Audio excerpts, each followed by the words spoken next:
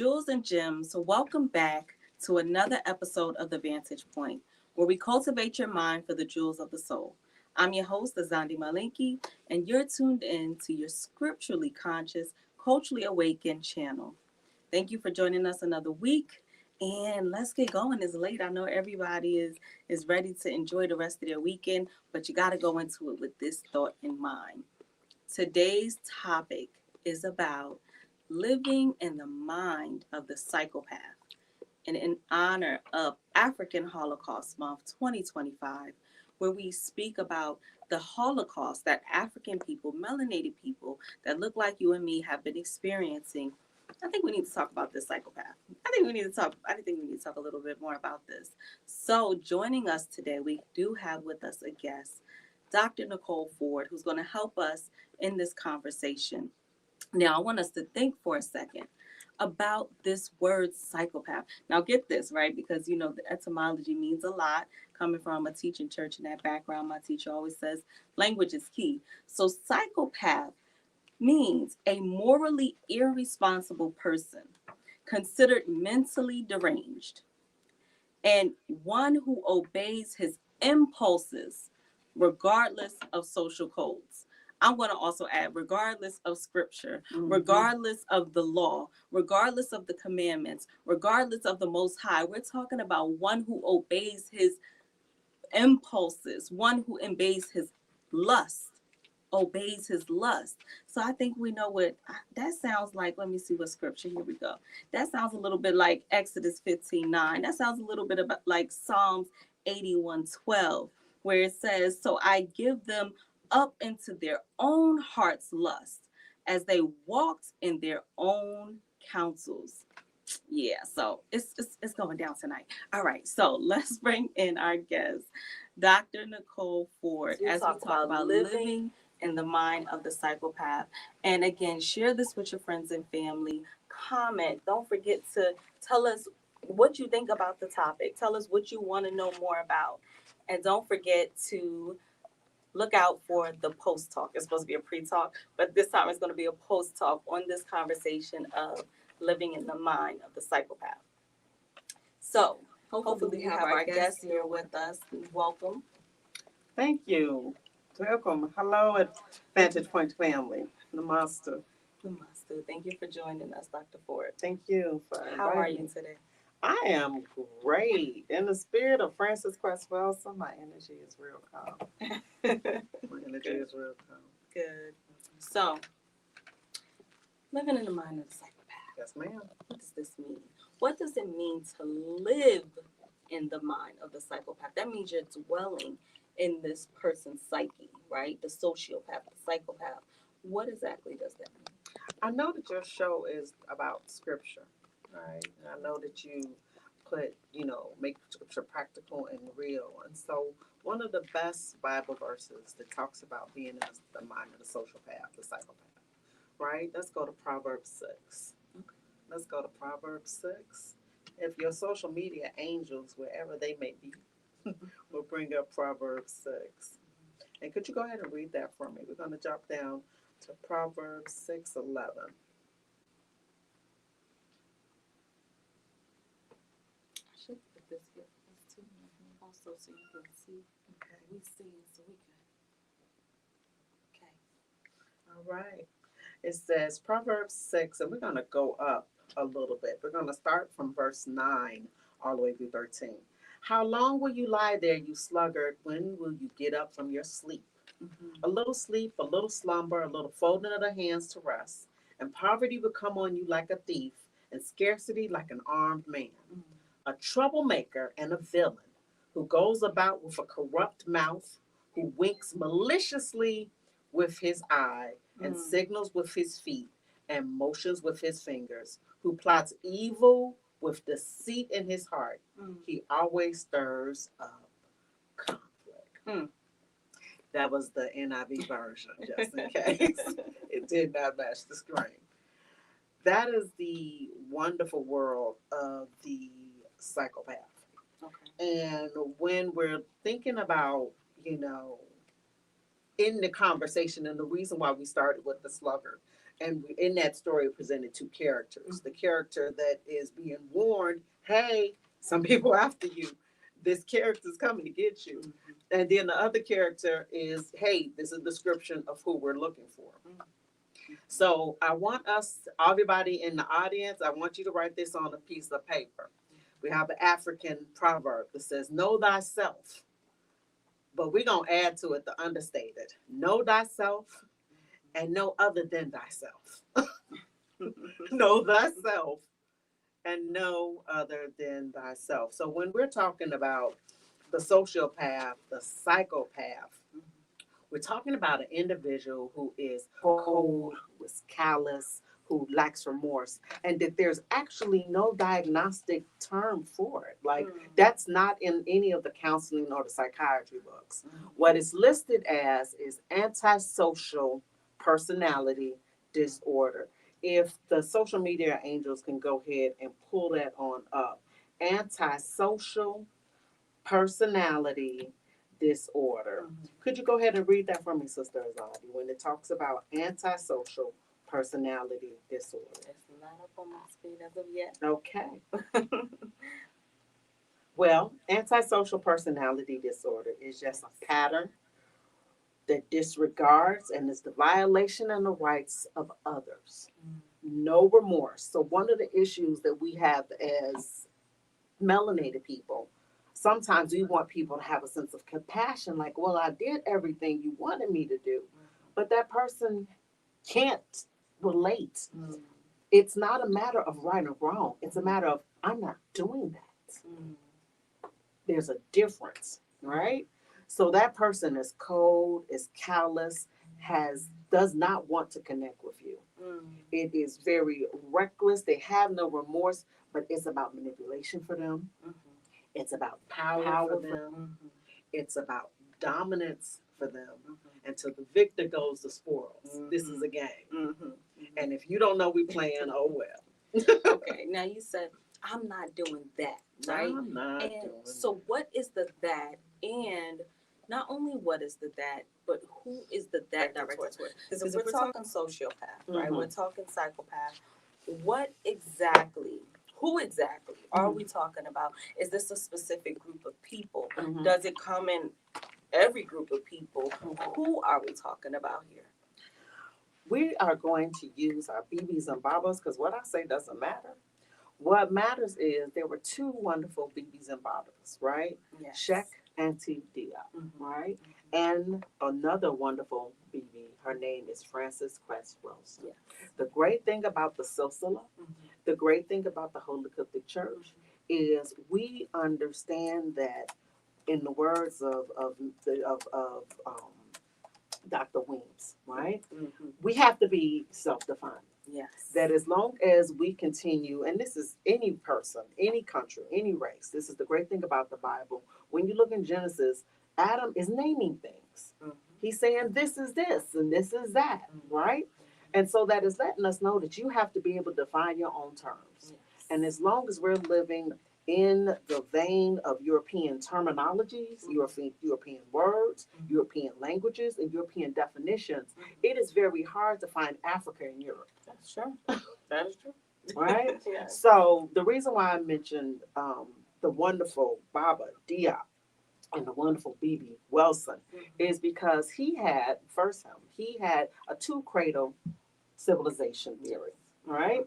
And part of that is the northern civilization theory. A lot of people think, okay, well, when was this? We're on the edge of coming out of the ice age and moving into the sun age. So during the time when he's talking about the northern civilization, they lacked a lot of resources. They lived in a very cold environment.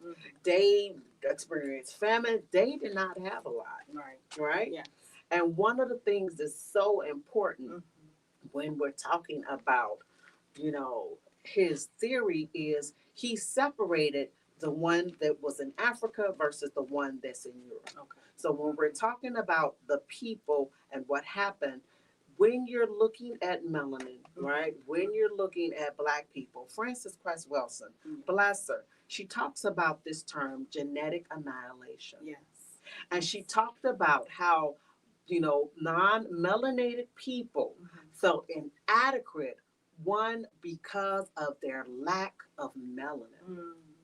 And this is a real thing. If we can you please, social media, can we go, and I would like to show everybody how melanin is important when it comes to vitamin D and how your skin tone can change. So when you had a group of people, because everyone, when we talk about Pangea, when we talk about that one landmass, when we talk about all these migrations, we talk about the Bantu cluster and but there were migrations out of Africa also. Okay, now. So the people that were living in certain parts of Asia, certain parts of Europe, they did not produce as much melanin because there was a mutation genetically. Okay. Does that make sense? Everybody, if you're looking at the screen right now, it is talking about how a mutation that affects the amount of melanin can change skin color. And this in turn influences how vitamin D a person's body can produce from sun exposure. So the amount of melanin a person receives in the skin term, in the epidermis, more or less means you have a darker or lighter hue. When you have this deficiency, it can also be a form called albinism. Okay. Does that make sense? So you have two classes of people. Okay. One group of people living their best life in Africa. We don't need to live nowhere. We not going on no road trips. We the best. Everything's great. Another group, we don't have nothing. This is not working for us. We got to go. And they're all in Africa. That one set is in Europe. One is in Europe, and one is in Africa. That's the two cradle systems. Yes. All right. Cradle. So that's one. Okay. Then click that, and add now Frances Cress Welsing. She's talking about genetic annihilation.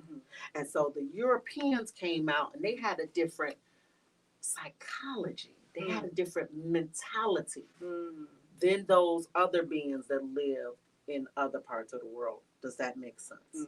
Right? Yes. And so the ones in Europe, for example, if you look in the Bible, there's lots of Bible characters. And so you have some, they talk about the righteous and the unrighteous. These are two different mentalities. Right. They talk about the chosen of God and the generations of heaven. And then they also talks about the devil's seed and the woman's seed. These are different genetics, different environments, different mentalities. Right? Yeah. So, for example, if you have a person in the Bible, let's start with Genesis, right? Yeah. The serpent. Okay. The serpent is talking to Eve, and Eve was like, no, hey, who told you if you eat that, you're going to die? That ain't true. That's a God complex. Girl, look, you ain't got to listen to him, listen to me. Right? That's a level of manipulation. That's a level of gaslighting. Okay. Right? Keep going. Go ahead. Let's go down to women, right? Sometimes in the Bible, you might have what's called, they call it, when you talk about black women and stereotypes, one of the stereotypes that's used is sapphire, but one is called Jezebel. And they talk about the Jezebel spirit, right? And they talk about how in this Jezebel spirit, a woman is loose, very, provocative, very promiscuous. But when you look at the Bible, in the Bible, Jezebel was a Canaanite woman. Not a melanated woman. She's not a melanated woman. Okay. She's a Canaanite woman from Tyre and Sidon. Okay. Right? And in her mind, she is such, I'm that B, right? That she is manipulating, and she is just like, I want his head. I want this, I want that. And this could be definitely found in Kings, right? And so when we're looking at this mentality, these are two different people with two different mentalities. Okay. But the second group, out of inferiority, out of jealousy, out of I'm not good enough. In psychological terms, it's called repression. Okay. Right? And Frances Cress Welsing, our BB, who stood in line and talked about using psychological terms to free and liberate Black people for us to become self-sufficient, for us to utilize our own terms. Does that make sense? She recognized that we was experiencing, in the words of Bobby Wright, menticide. All right. Okay. Menticide is the ultimate goal of it's just like a genocide, Okay. but it is basically psychological warfare Okay. that is being intentionally done through racism, white supremacy, to create an environment, to create conditions, to create situations that affect melanated people on all levels of people activity, known as well wep, religion, education, economics, law, labor, sex, gender, all the way through, for the benefit of white genetic survival and for the ultimate goal of melanated genetic structure. Okay. So the mental side, is that more like mental death? Yes. Okay. All right. It's a form of violence. Okay. Right? And a lot of times when we're looking at conditions, and when I say mental death, when we were looking at that antisocial personality disorder, if we would have read it closely, it talked about it can be, diagnosed at the age of 18, but they actually look at it from around age 15. And so when we're talking about living in the mind of the psychopath, right? If you look at the diagnosis of it, do you see it on your screen? It says here for us, yes. Antisocial personality disorder is a mental health condition characterized by a persistent pattern of disregard for social norms, laws, and the rights of others, often accompanied by lack of remorse, empathy, and guilt. Okay. Now, we're going to take that and we're going to fast forward to 2025. Let's talk about young black men, young black boys. Young black boys are being diagnosed at an alarming rate for special education, for oppositional defiance disorder, for ADHD, for conduct disorder, to set them up to be presented as having antisocial tendencies. Okay. All right? Without addressing the lack of resources in the school, without addressing the lack of resources in the community, without addressing the needs of the parents in the home, we're going to skip that and we're going to zero in straight on this behavior. Right. So when this repression happens that we mentioned earlier from Frances Cress Welsing, when this repression happens, she looked at the father of psychology, according to European, is Sigmund Freud. Sigmund Freud stated that repression has to be expressed. Let's take a look at it. If everybody's looking on the screen, sis, could you go ahead and read that for me, please? Black boys are disproportionately misdiagnosed in schools. Bear with me, it's not on my screen, but if you want to continue. Okay, all right. So if you're looking here, when we're looking at Sigmund Freud, he had what's called a psychoanalytical theory, right? And during that psychoanalytical theory, he talked about repressed emotions. Okay. Do you see it now on the screen? According to, now you know that I know that you know I can't see this, but okay. I know she knows, but she keeps telling me to read. I'm trying to make this according to Freudian psychoanalytic theory. Repressed thoughts, memories, and emotions do not simply disappear. They must eventually be expressed. So we are living in an environment of racism, white supremacy, where these feelings from non-melanated people are being expressed. Okay. And they're being expressed in the form of systemic oppression, systemic miseducation, systemic health disparities, systemic ways to maintain a level of ignorance. Okay. Now hang on. I want to go back for a second. Yes, ma'am. Okay. So are we saying Yes. that these two groups of people, right? Because we said who is the psychopath that we're talking about. So the psychopath is the European coming out of that cradle of civilization. 11 plus 1 grandsons again. And that does not apply to melanated people. So if we're living in the mind of the psychopath, does that mean that we've also become psychopathic in our tendencies? Or are we separating it, saying this is the group of psychopathic people and we are the group of captivated people living in their world. What exactly are we saying? We're saying in the Bible, it talks about living in the image and likeness of the beast. Mm-hmm. Right? In order to live in the image and likeness means that I change my physical appearance to be more in line with whatever societal norms of beauty, dress, appearance, right? So we can look at this with the increased use of fake hair and wigs, right? Now, not attacking anybody that wears fake hair and weave, but I would like the social media angel, and I know the social media angel, like you didn't give me or say anything about this, but let's look at hair weaves and wigs and how they're linked to carcinogens. Okay. That's a real thing. Mm-hmm. Yet I went to the beauty supply store the other day just to get some lip gloss, and never once do you see a warning like you do on cigarettes. That's true. Saying that this is a carcinogen, this will negatively impact your health. That's true.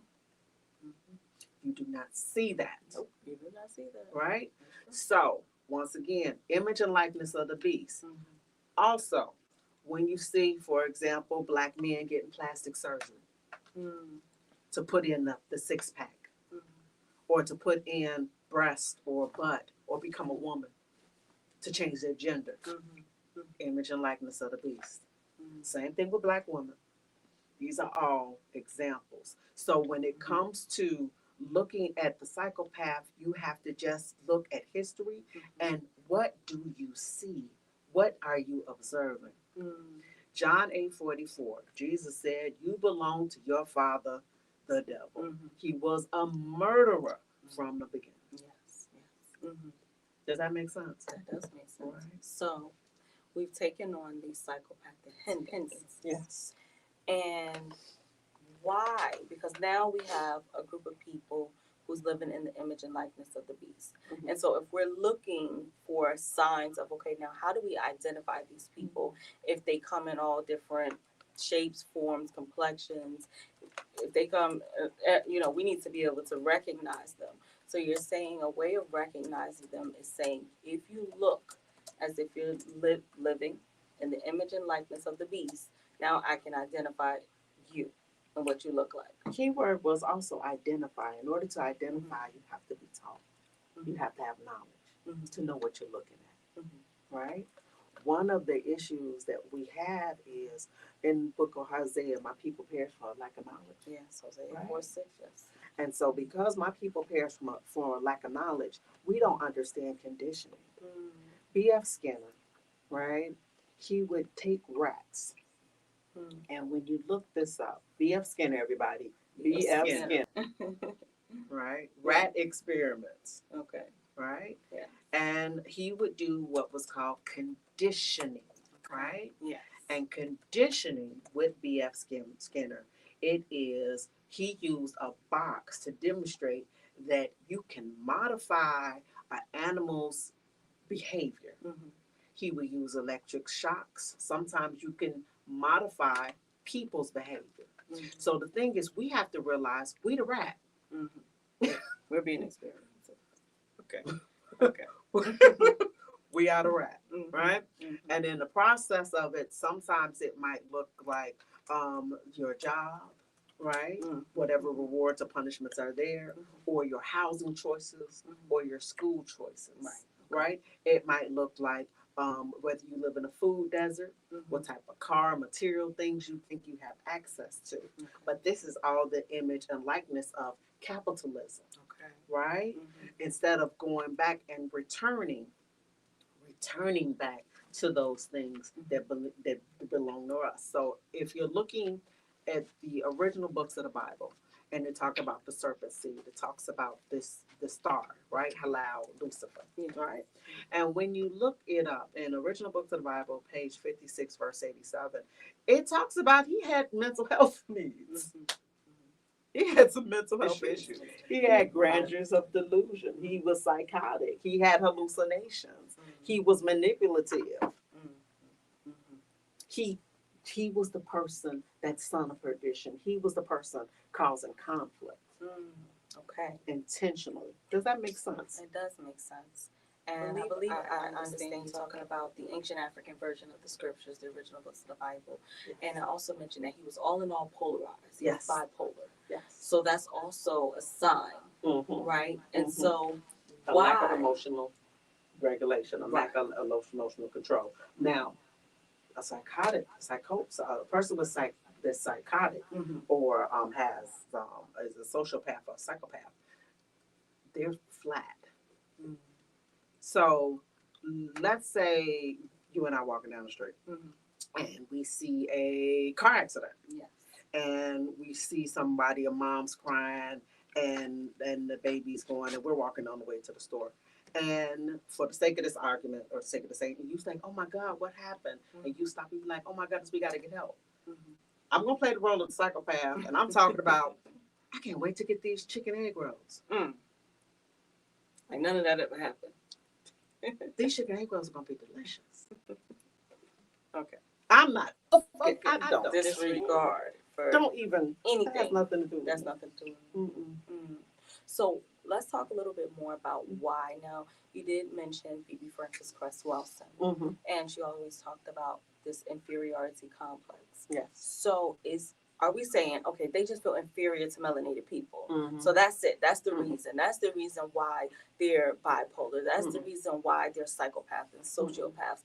What are we looking at here? Not just psychologically, but as we're looking at the brain and how the brain functions, if we're looking at the different portions of the brain, what exactly are we looking at as to why these people, these groups of people and beings, apex predators, why they are this way? If we can go ahead, when you look at the structure of the brain of a person that has, sociopath or psychopath, one of the things that is really under or really developed is their reptilian or the brainstem. Yes. Right? A lot of times when we talk about the amygdala being hijacked or there's a level of compassion, there have been studies where you see differences in the MRIs of people who have been deemed as serial killers, right? People who have done things without remorse, whether it's child rapists like Christopher Columbus, right? So, and the reason why I threw Christopher's name out there, right? Yeah. I threw his name on out there is because a lot of times I know it's biblical, but we also talk about the history of the country that we're living in. That's true. In which this is a pattern of behavior that has been consistent when it comes to indigenous people, right? Consistent. I remember a couple years back, Flint, Michigan had some dirty water, contaminated water. Their water, it took 10 years to get their water system from them lead pipes up. And a lot of people be like, oh, that's an American thing. Nigeria got a water problem. That's true. The Caribbean has a water problem. Mississippi has a water problem. Yeah. So you're telling me all of these melanated places have water problems, right? And so first you got to look at it globally, right? And so when we're talking about the pathology of their brains and how they're acting, right? That they're similar to like a T-Rex or like a crocodile, where a crocodile will eat you and cry because that's just part of its gastric system. Not because he feel bad. No. No. He don't feel bad for eating you. No. Okay, so they don't. So we don't. He don't feel bad for shooting us for enacting this genocide. And slavery, it was a choice, right? I don't know where people are on the planet, but it's 2025, and I know in America, the 13th, 14th, and 15th Amendment is the only thing that's keeping Black folks from being enslaved. And if they repeal tomorrow, it's on. That's it. It's a wrap, right? Okay. And so when you're looking at humanity of people, Africans never got on boats and went somewhere else to oppress anyone. But others always came into our lands to subject us, the Berlin Conference.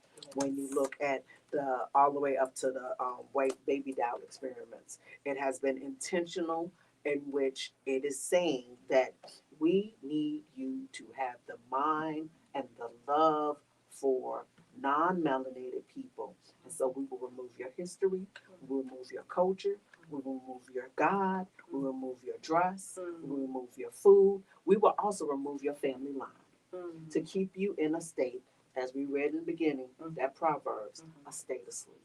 Okay. Okay. Does that make sense? It does. It makes a lot of sense. So let's remove melanated people out the equation altogether. Okay. Okay.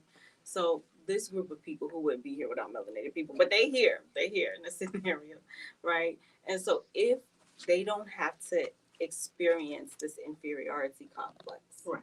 if they don't have to, or if they don't even have the option of colonizing, of draining people of their resources, if they don't even have this option and it's just them in existence, what would that look like as far as their survival and their ability to coexist together? Are we the problem because now it's a comparison, or would they live in harmony? Like, what would that even look Right now, like? Mm-hmm. on another continent, Mm-hmm. there are people attacking another people. Mm-hmm. Um, and so, and they're all the same tone and color, Mm-hmm. right? Mm-hmm.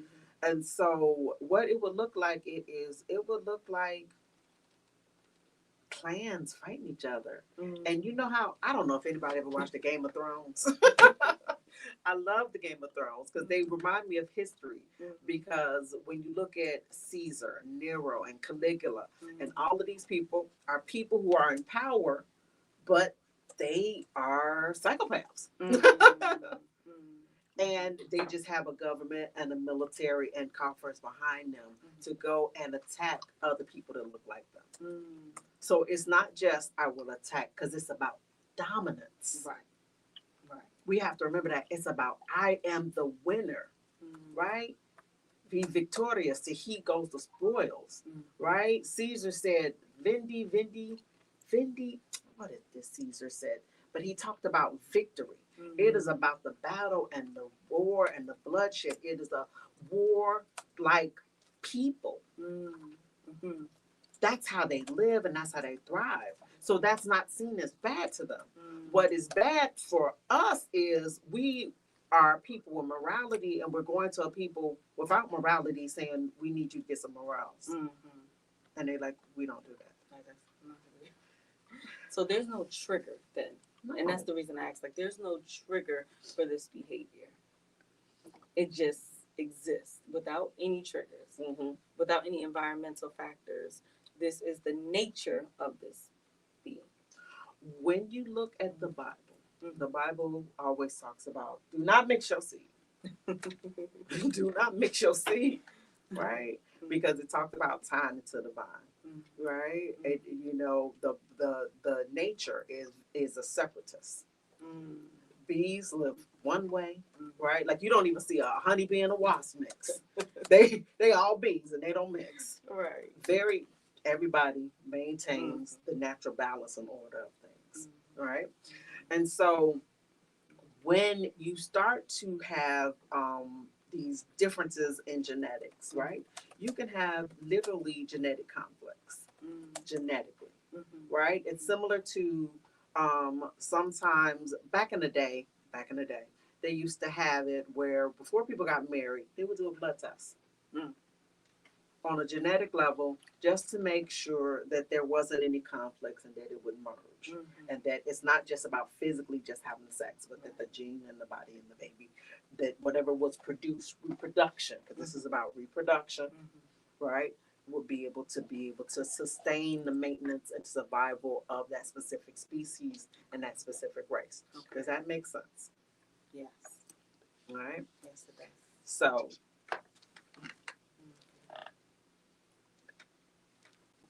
So if you're looking here at the screen, because unfortunately I can't see the screen, it says many aspects of nature, such as behaviors, development rates, and physiological responses are species specific. So they are unique, right, to that specific species. Okay. Right? So there are things that are unique specifically to Black people. Mm-hmm. There are things that are specifically unique To to Asian people. Mhm. There are specific things uniquely just makes great white people. These are just genetic. They're not anomalies. These are just specific for them. And that's okay. And that's okay. Okay. All right. Right? And that's okay. The issue is when we start to mix and match without looking at the biology of it. Right. We only stay in the emotion of, I love this person, this is who I want to be with, that should be good enough. But that's not the reality of the world we live in, just as COVID. Right. Right. Does that make sense? That does Right? make sense. So when we're talking about this being and how they interact, even amongst themselves, there's a bloodlust. There is a way that they act that they are just wicked, and it's not a bad thing, right? But they have done a lot of research because the great thing about scientists is scientists study genocide. There's research studies on genocide.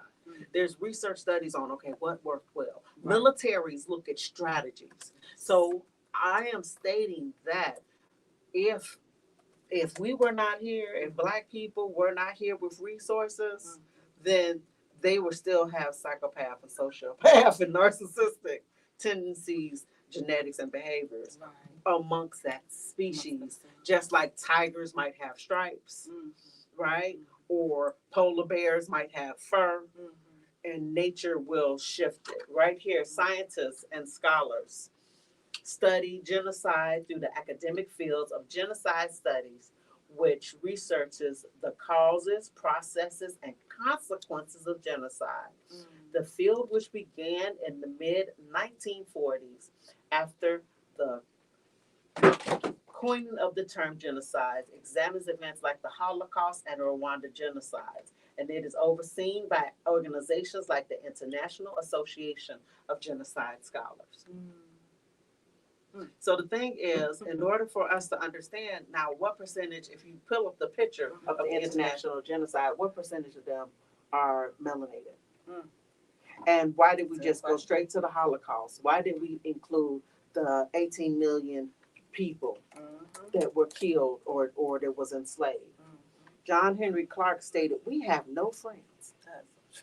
We have no friends. Right? Yeah. And so when you have a people that have intentionally, through manipulation and power, caused violence, whether it's spiritual violence, physical violence, emotional violence, or mental violence. And one of the most dangerous one when you come to the mental violence and the spiritual violence is when you remove a person's true religious identity. Why is that most important? One of the reasons why that is most important, because then that person could never reconnect to who they are. Right? It's literally like after 300 or 400, 500 years, it's like taking a ram and wiping it clean. Where you can program or put whatever you want on it by creating this environment. So when you see erasures of Black history, when you see the school system changing, when you see that Black women right now are in a state where we're acting more sexual in nature, right? These things are very intentional, right? Because once again, this warlike cult, these individuals, for example, Columbus, when he came into the Taino, he raped, and this is in his letters. He wrote letters to the nurse of Prince John, and he talked about the things that he did to indigenous people. Now, what happens if this is just part of the genocide, part of the military strategy, so I can take over whatever resources that you have because I am expanding my economy? Warfare is not just the physical act of physical violence. Warfare contains all those four elements. And so when you look at spiritual violence and when you look at the miseducation of Black children regarding sex in school, right? It says stems from a lack of comprehension and culturally relevant sex education, which often leads to shame, stigma, and inaccurate information. So we are talking about the intentional ignorance is an intentional miseducation. And we have to see that this is intentional. Does that make sense? Yes. It actually makes a lot of sense. It makes a lot of sense. So, if we're living in the mind of the psychopath, what contribution does melanated people have to their mind? You said, what's the contribution? Right. What contribution does melanated people have towards living in the mind of the psychopath?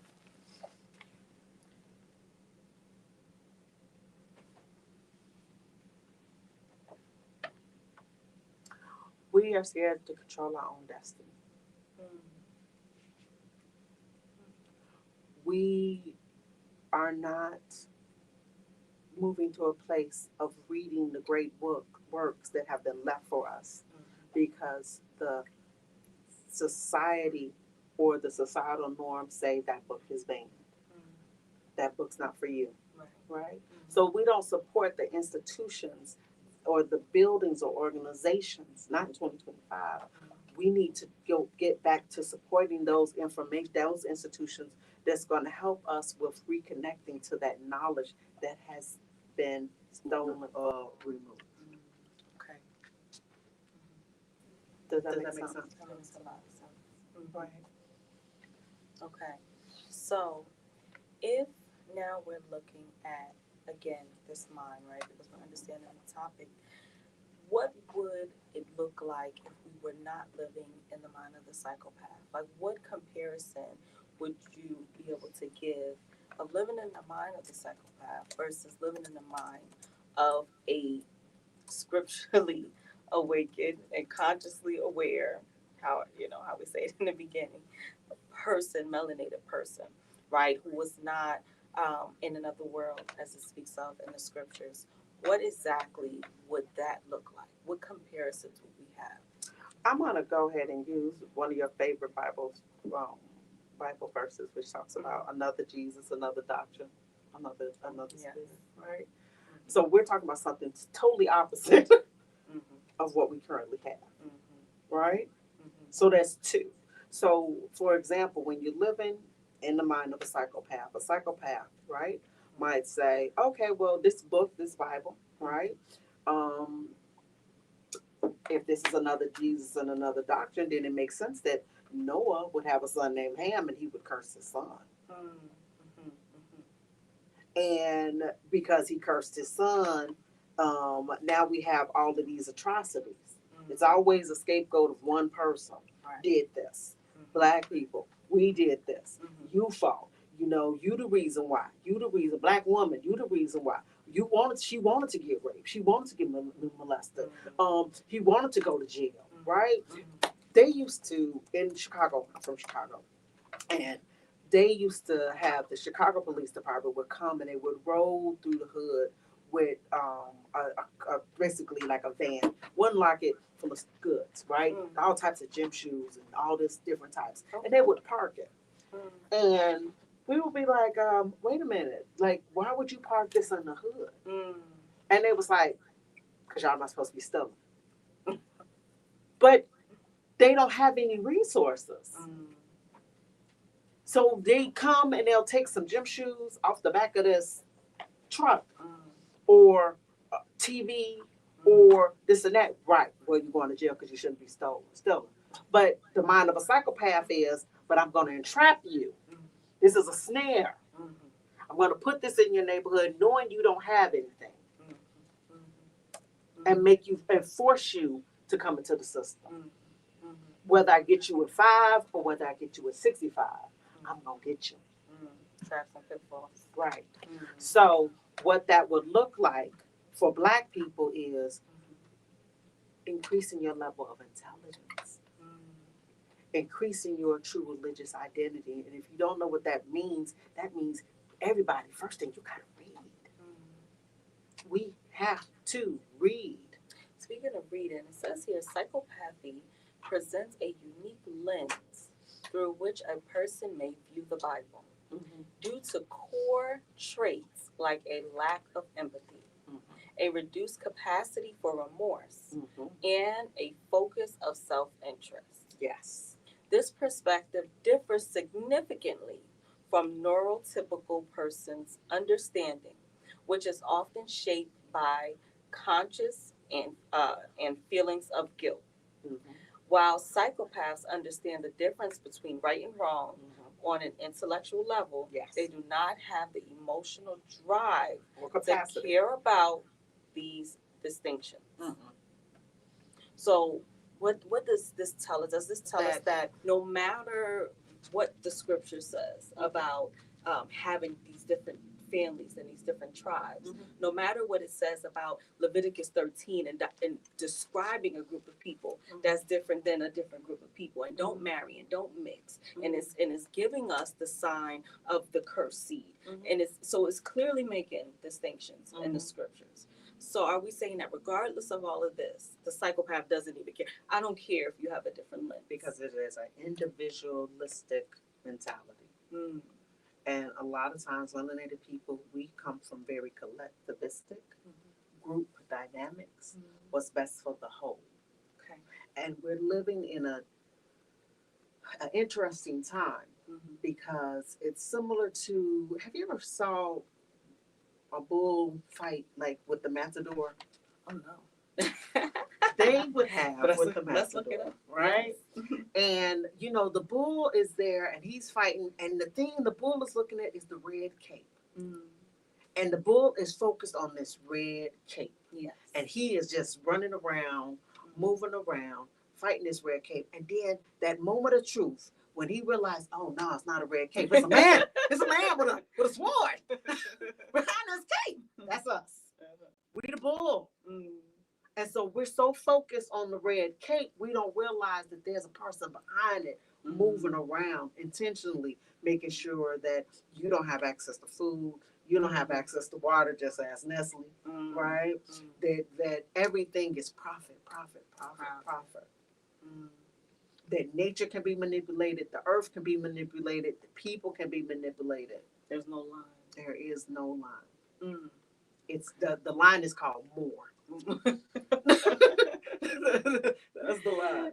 Right here, it says, living in the mind of a psychopath, a primary driver from a lack of emotional remorse, a shallow affect, and an absence of empathy and remorse, right?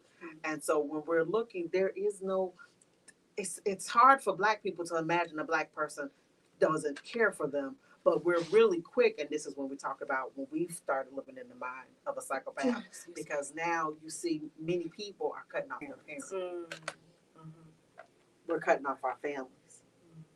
We're getting used to being isolated, right?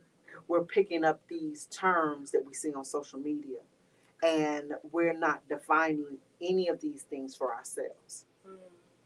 Can you give us some examples of that, especially because social media is a big thing, right? And we have youth that's looking at social media, and instead of having the influence of their parents, because you said children are cutting off their parents, right? Because they're not having the influence of a true religious identity of the church, of right, anything that's given or instilling these principles and these morals, because they're cut off and social media has now captured their attention. Can you give us some examples of what that looks like, please? When we're talking about family estrangement, we're talking about increased level of what we call adverse childhood experiences. These adverse childhood experiences are experiences that people have anywhere from birth to 18, right? That is a combination of whether it's abuse, whether it is violence, whether it is seeing someone murdered or killed. All of these things impact you on a mental and physical level, where you always will see people that might have, as they get older because of these early experiences, metabolic syndrome. When you're now seeing Black women who are obese, heavyweight, you might see high increased rates of diabetes, high increased rates of high blood pressure, high increased rates of stroke. Why? Because we're not addressing the hormones and cortisol. And the high levels of stress, chronic stress, is killing us. And it has always been killing us. And these adverse childhood experiences did not start here with the Black people that have just Black families. It has been since the enslavement of the global Melaninite family through oppression, through sex trafficking, through drug use, through a lack of jobs and employments and resources.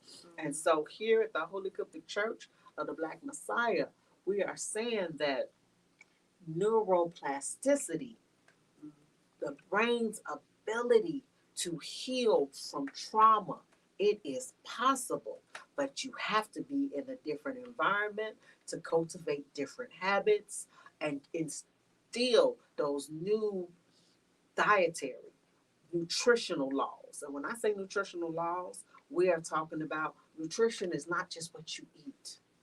You can have mental nutrition by the things that you read, by what you see. Nutrition has to deal with your senses, the things you listen to, the smells, the food, all of these things. So when we're looking at the Black family, if we know that there's a school to prison pipeline, third grade, Yes. what we doing to counter? What we have to do a counter program. That's what Baba Neal said. If we know as Black women that we don't like the fashion, that everything is leggings, we can counter that. Yeah. We might have to learn how to sew. We might have to learn how to teach our children to become ladies.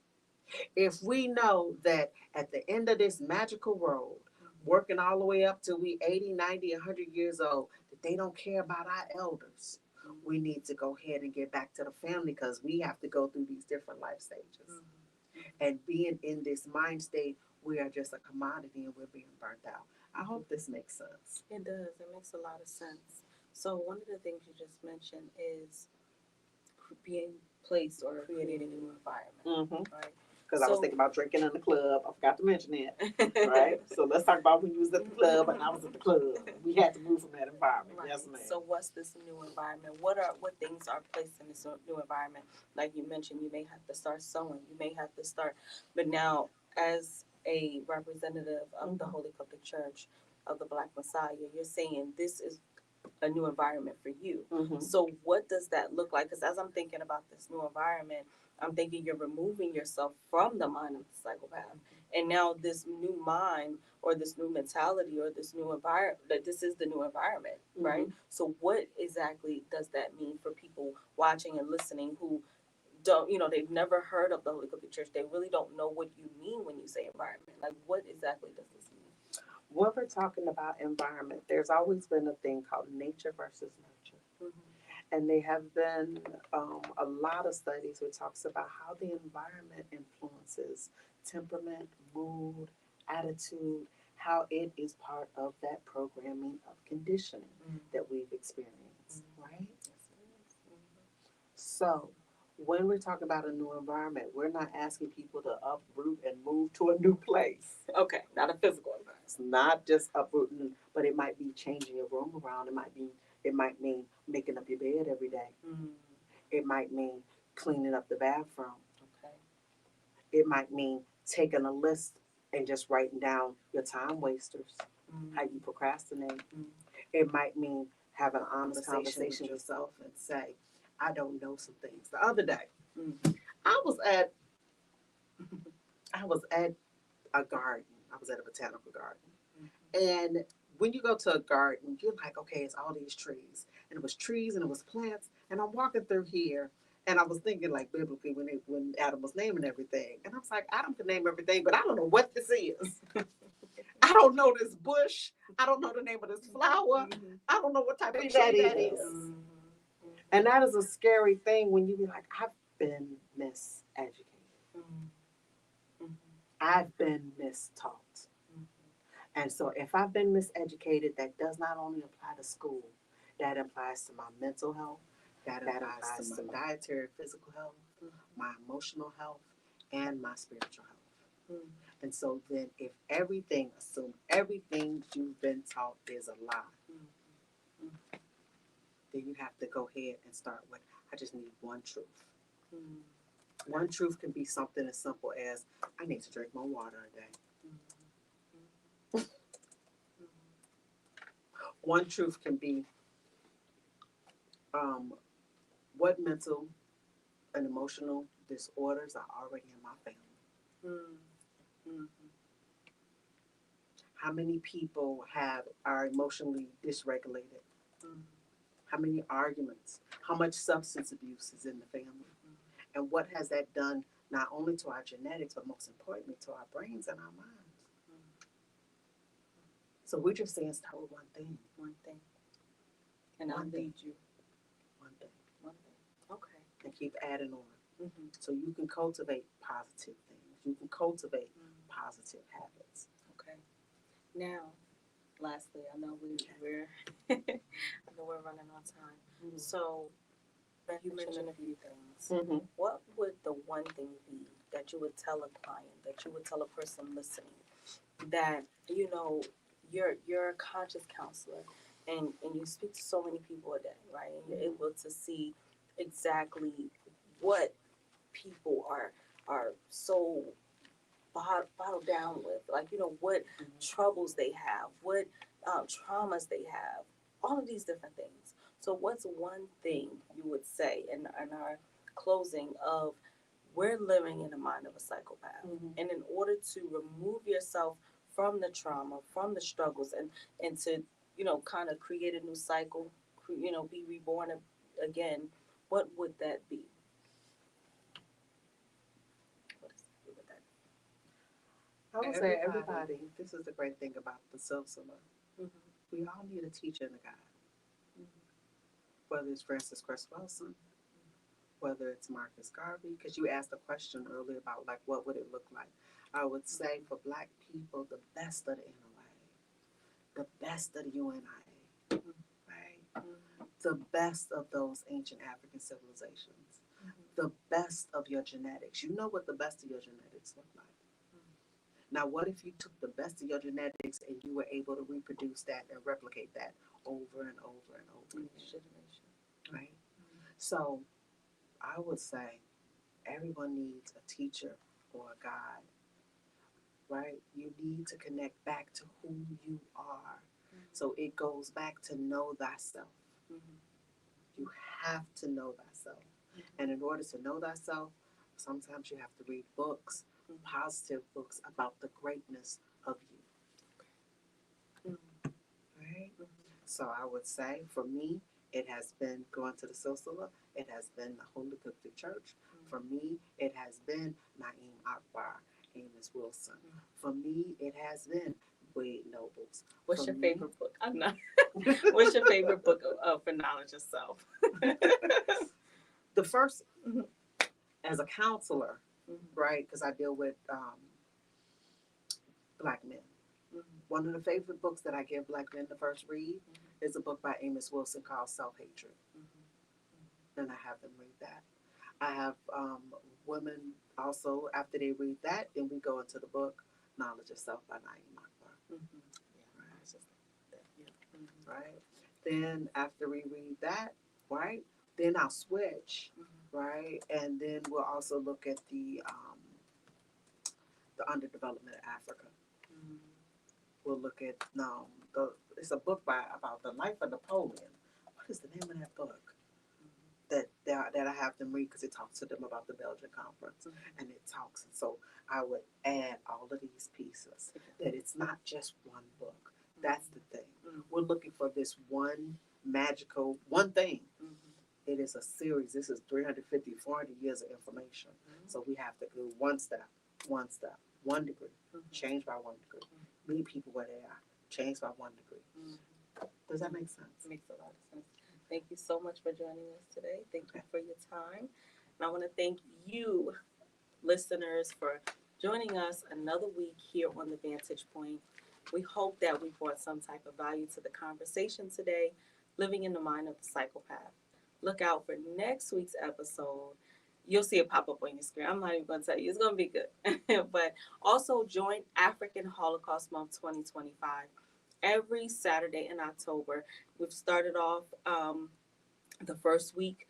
Tomorrow it's the second week of discussions, and then the next 2 weeks will continue on. It's very important for us to take a step back and take a moment to discuss our Holocaust, and not just what happened to us and what's happening to us, but where do we go from here.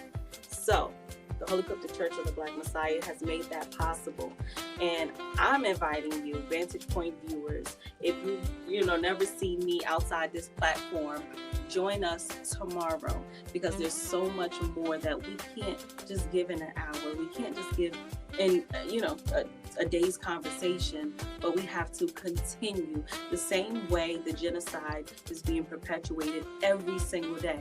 We have to liberate ourselves every single day. So again, I'm your host, Zandi Maliki of The Vantage Point, and this has been another episode. We pray to see you next week. Peace and love, and everybody have